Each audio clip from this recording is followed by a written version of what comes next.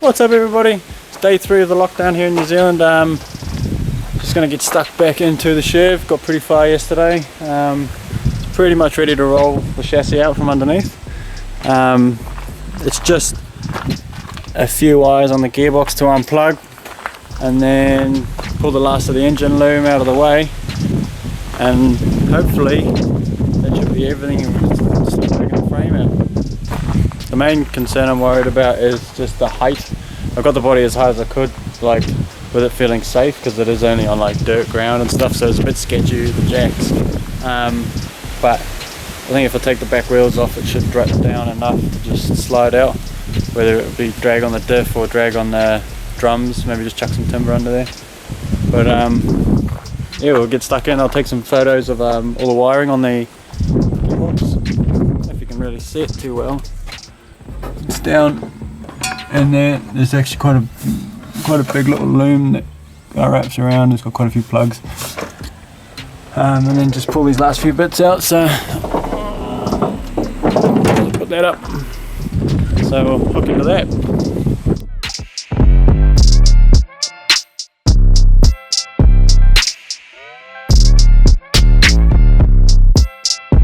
Alright, so I was just busy pulling all this wiring out, and then just one of the earth wires here was bolted with a nut to the shed bolt with the thermostat housing, and the goddamn bolt snapped.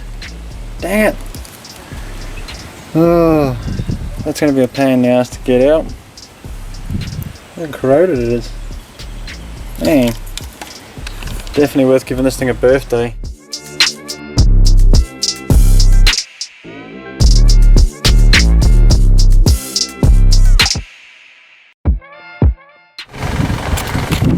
Alrighty guys, the time has finally come. I just pulled the back wheels off.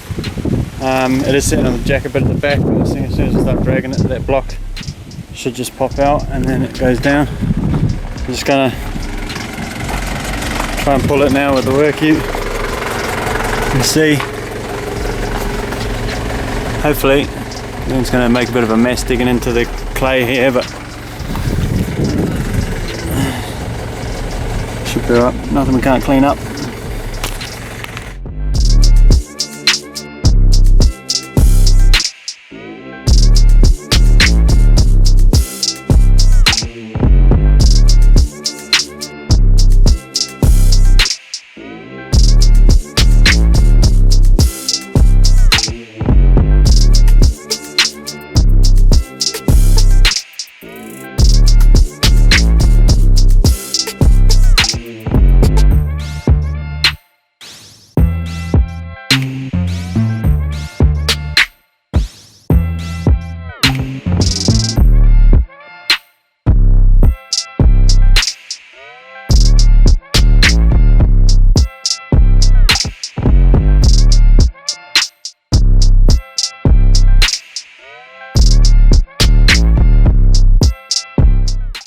Well, that didn't go too badly.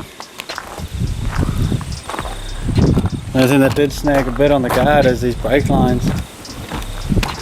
2 of them are sweet, like they just been that way, but that one kinked right over. So I'll have to make a new one. Look at this joiner right there, so I'll have to just make a new one for that one. But it's, the one that kinked is the one that I haven't got that size bundy tube either, so I'll have to. That'll be ages away before I put it all back together anyway, but it's not ideal. Everything else was sweet. With the wheels off, it only just fitted underneath that box section.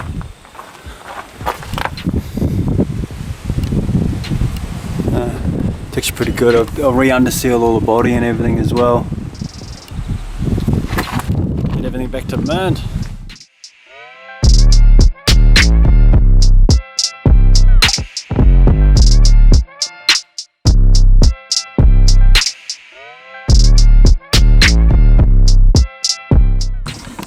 Alrighty, so I got the wheels back on, so it's up off the ground.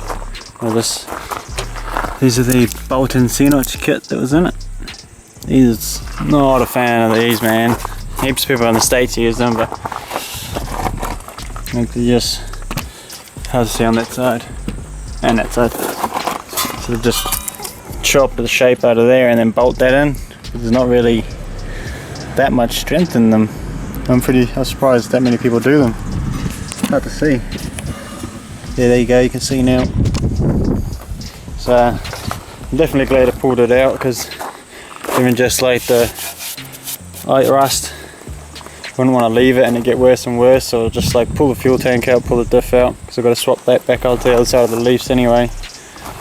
And then just wire brush, paint everything, make sure rust kill anything that's hard to get to.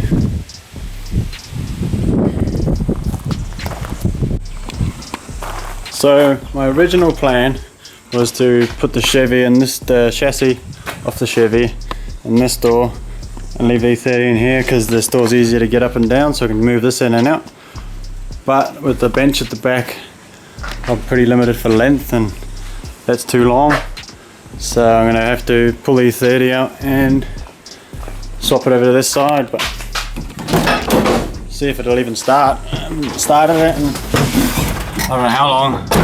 Battery's been out of it too. The battery was in the Chev, so see if it'll even start.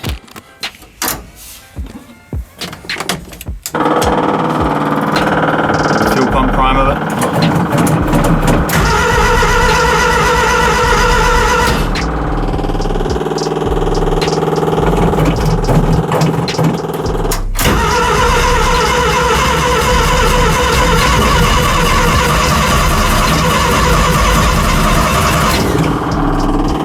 Close.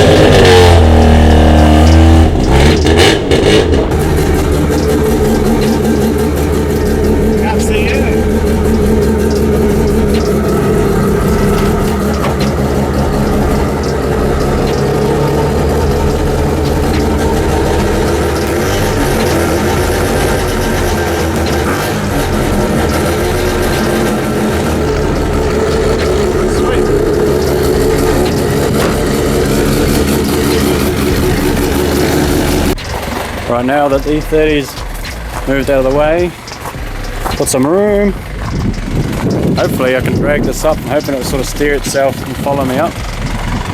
Might be a bit in and out, in and out. Managed to find neutral in it, so just got to drag it and then try and slowly let it back in. Might have to wait till Trudy gets back to make it a bit easier. So, give it a try though.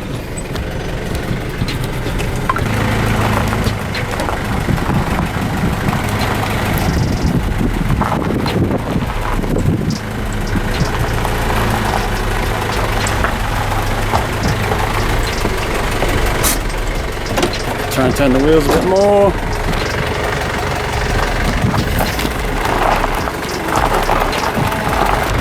Try that.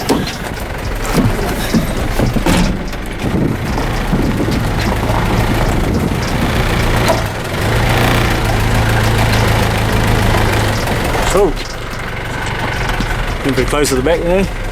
Probably should have been watching that. So now if I steer those that way and just let it roll back, it's downhill that way, so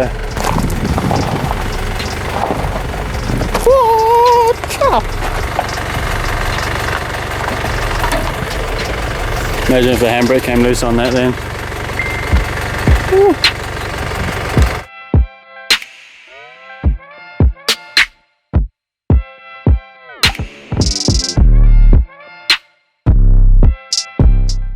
And just like that, after a bit of threading the needle into the garage, it's in. And the thing is, it's still super long. I can clear some of that stuff, but like that's not actually that thick. But it's pretty much touching there, and not a lot of room here. So it's going to be interesting.